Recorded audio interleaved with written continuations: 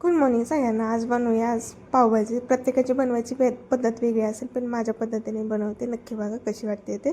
सर्वप्रथम मी भाज्या घेतल्या. वाटाणा, बटाटा, फ्लावर, शिमला मिरची आणि बीट आणि कांदा आणि टमॅटो हे एका कुकरला टाकून मी सगळ्या भाज्या चांगल्या धुवून घेतल्या. आणि त्यानंतर त्या भाज्यांमध्ये मी जो कांदा होता तो पण टाकला आणि थोडंसं टमॅटो टाकलं. अशा पद्धतीने चांगलं धुवून घेतलं, कारण भाजीला माती वगैरे असते त्यामुळे.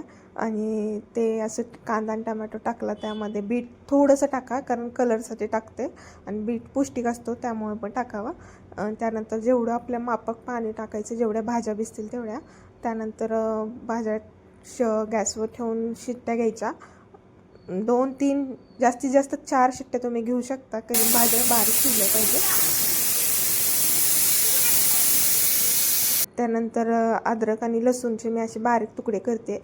बारीक नाही केले, डायरेक्ट जरी टाकले तरी चालेल, पण कसे होतात ना, कधी कधी ते दाताखाली यायची शक्यता असते, म्हणून मी असे बारीक करते की जेणेकरून त्याची चांगली पेस्ट होईल. त्यानंतर आमचा एक छोटू हात पण मध्ये होता, माझ्या भावाचा मुलगा आहे, त्याला पण मदत करत होता.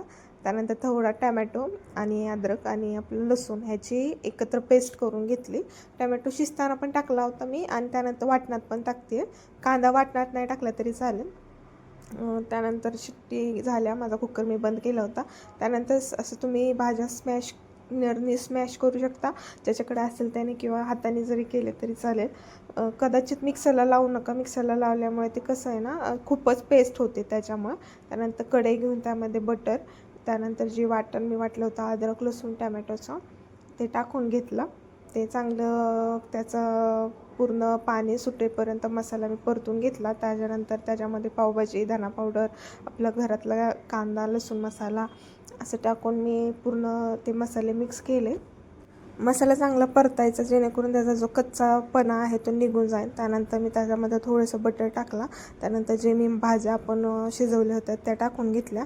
त्या चांगल्या मिक्स केल्या सगळ्या भाज्या, आणि चांगले ते पण तेल सुटूस तोपर्यंत परतून ठेवायच्या. आणि ते जे पाणी आहे तुम्ही भाज्या शिजवताना टाकता, तेच पाणी त्याच्यामध्ये ॲड करायचं, जेणेकरून तुम्हाला जेवढी क्वांटिटी पाहिजे किंवा तुम्हाला किती पातळ पाहिजे घट्ट पाहिजे त्यानुसार तुम्ही पाणी ॲड करू शकता. त्यानंतर त्यामध्ये बटर कोथिंबीर टाकून असे मिक्स करून ठेवा.